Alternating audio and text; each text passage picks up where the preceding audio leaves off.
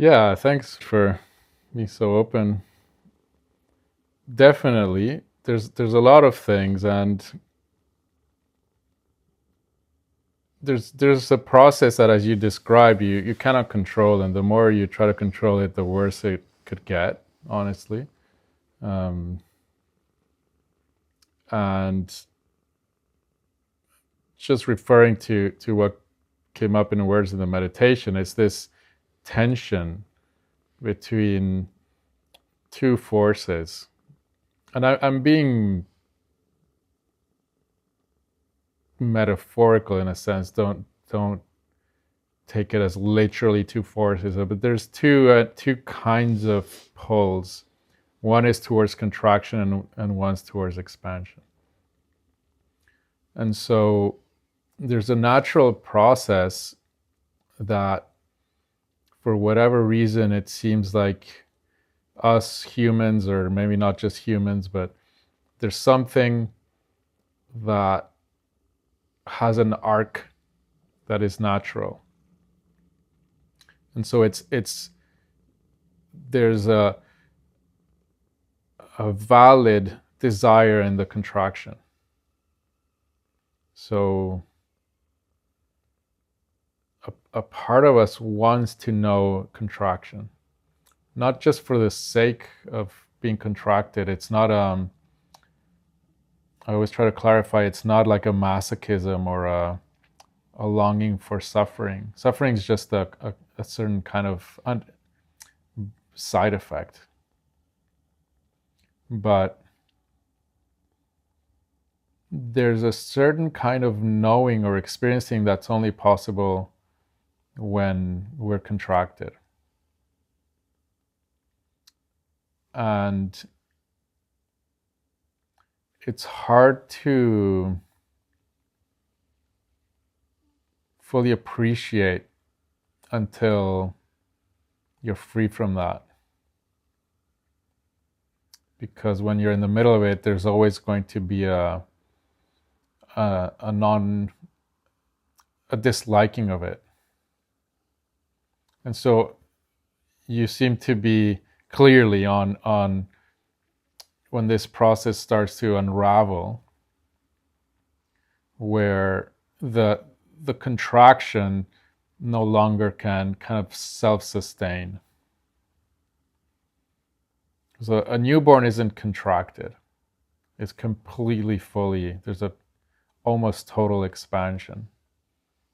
And then the contraction process begins. And it's this learning of how do I create a center? And those of us who can't do that become very dysfunctional. There's very serious psychological problems, and due to the inability to create that center. And so that is a very valuable process. But at some point, enough is done. And for some people, that's where they want to remain. And then they find kind of a certain level of contraction where they want to stay for all of their lives. And for others, there's this knowing intuitively that it's been addressed as a remembering, because it's this remembering of how it was when we were pre-contracted. And if there isn't a complete forgetting of that, there's this calling to it. And so this is why anybody would be listening to this. It's this resonance of that remembering. And one can resonate with the energy, and one can resonate with the words. It's usually a combination.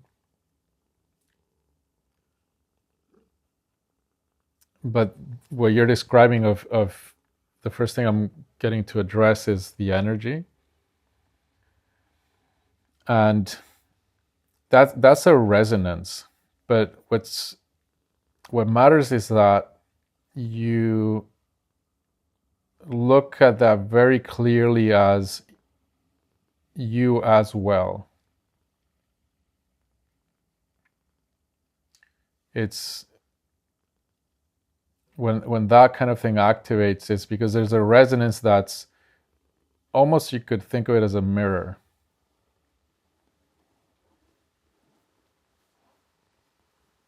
You are that as well. And so what I'm going at more directly is, don't externalize it. Don't turn it into something that's projected exclusively towards a person or a group or a situation. Because what's activating is you. It's and by you, using that word, we can interpret it in not the ways I mean. It's you as well. So everything you're sensing energetically is a more direct tasting of yourself. And when that happens, it accelerates this kind of unraveling, the expansion. And what matters there is to notice that there's parts of us that are more dense. And so by that, we could refer to the body and think of the body especially as the nervous system. So the nervous system takes time to change. Because there could be an instantaneous knowing of our nature and a recognition and a stepping into. But then the nervous system needs to change. And it takes time. And this is what I think you're going through. Not especially, but because also you're talking about food, for example. It's there's a refinement in your attention, in your sensibility around also what's coming into my body, what feels right, what does my organism need, and an undoing of kind of the habits. And so I want you to literally imagine neurons having to grow, move, change physically. The physical change is needed to reconnect, to disconnect from here, connect over there, extend this way. And not just in your brain, in your whole body.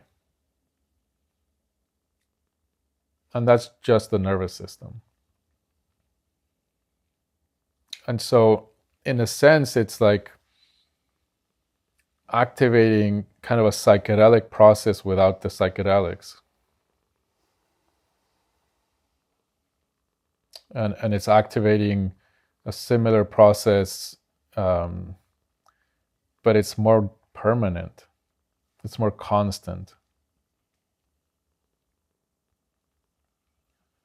And so it's like, yeah, you're on a trip, but it's the real thing.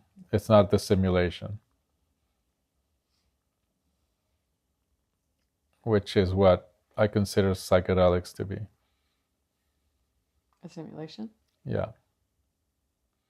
It's a bit more than a simulation because it does create real changes, real effects in the nervous system.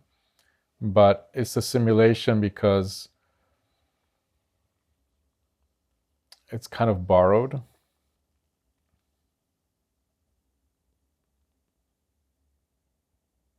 But yeah, I'm I don't want to get too much into psychedelics. I brought it up as an example of just how to think of what you're going through. And so be very attentive. So listen very carefully to the soft, quiet signals or messages that you are just receiving in the present moment. You're not receiving them from anywhere. They're not any entity or being of yours that's over there. It's just this attunement, listening now into the moment. For example, saying, yeah, don't eat this, or don't finish that, or this noise is too much, move away. And maybe you have an intuition that says this noise is really distressing me, but it's okay if I stay here. It's just an anxious activation and a fear. And actually the noise is not really a problem. I'm not saying which one it is, but that's the kind of intuition that you can start attuning to. And only the present moment and you're listening to it can, in a sense, speak what is right. Because an annoying sound could be, in that moment, the answer could be, I need to move away, or it could be, it's bringing up a certain reactivity that I'm having a hard time sitting with. And maybe I can feel more deeply into this reactivity. And the noise is kind of a happy trigger, but maybe it's not. And there is no answer to that. It's only in that moment. So this is touching upon what I say, what I speak about, what the universe wants as us, so as you.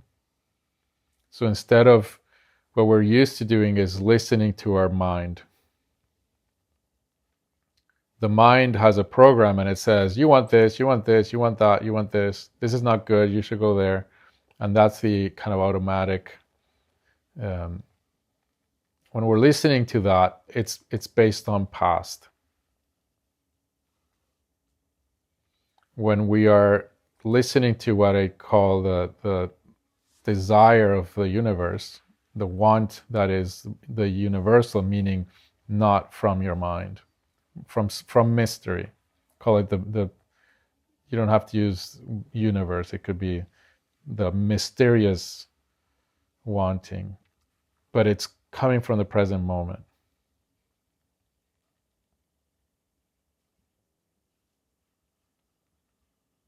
And so kind of the advice in that sense is, think of that as the deeper practice for you now to really sense, and it's going to require a sensing with that sensitivity into the present moment constantly. And it'll disconnect you from the known way of functioning. So it's like you've been on life support and now you have to rely on your own system. And that as a metaphor is you've been relying on thought and conditioned mind. And this is all of us. And now we need to rely on not something that we were taught, not something that we learned from our parents, nor from past experience. It's a knowing that's going to come from only this present moment. And the more you start to listen to that, it'll become, in a sense, like an automatic flow. At first, you need to listen and ignore the thought process. observe the thought process. The thought's going to say, whatever, go left. And you can recognize that, oh, that's the reactive thinking that I now can see as the conditioned.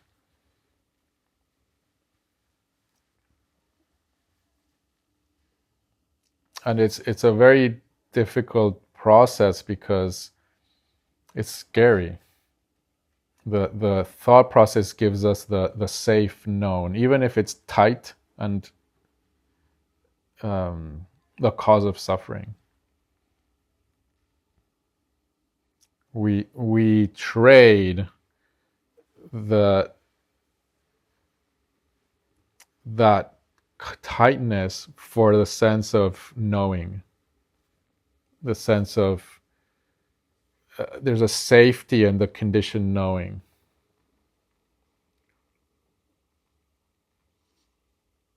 And the knowing that's from the present moment is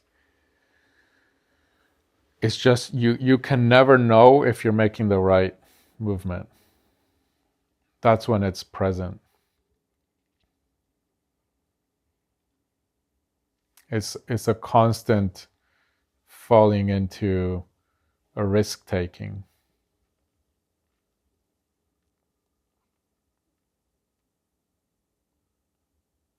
But at some point, the trust in that becomes so profound. This is what I think was referred to as faith and true faith, not to an entity, a divine entity, but faith in beingness and presence.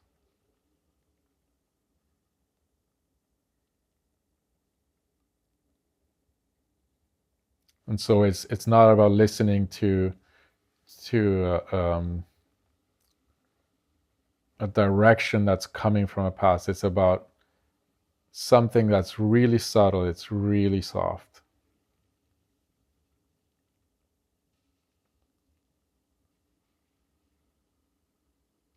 And when that trust starts to take over, then it'll be more of a flow and an automatic. Automatic in the sense that you'll notice that it takes over.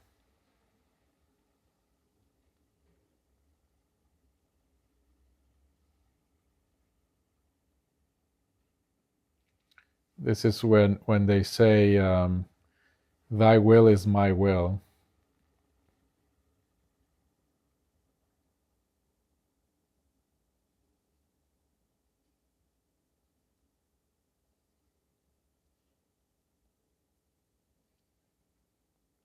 And thy isn't to a religious entity. It's thy will is just this vast, mysterious, centerless movement, and the recognition that the known, the will that was coming from this conditioned mind, really isn't really there actually, but it's this recognition that it's actually always ultimately has only ever been thy will.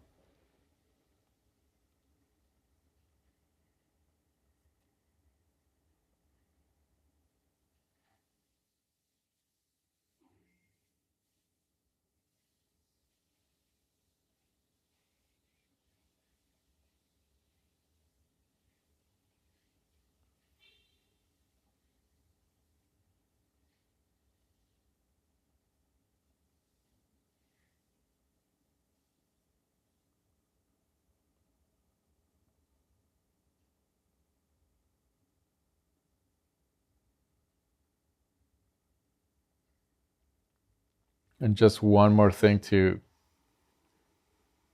as a balance to that is that we always are right now at the end.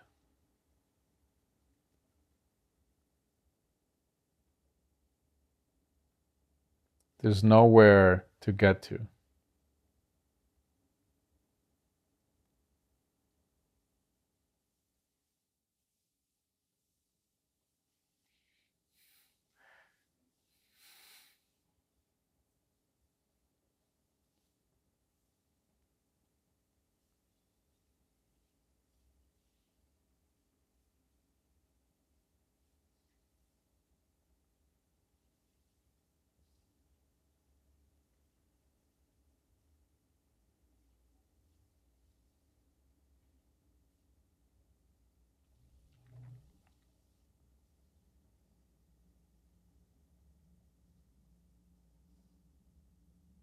We're also at the beginning, but it's the beginning and the end.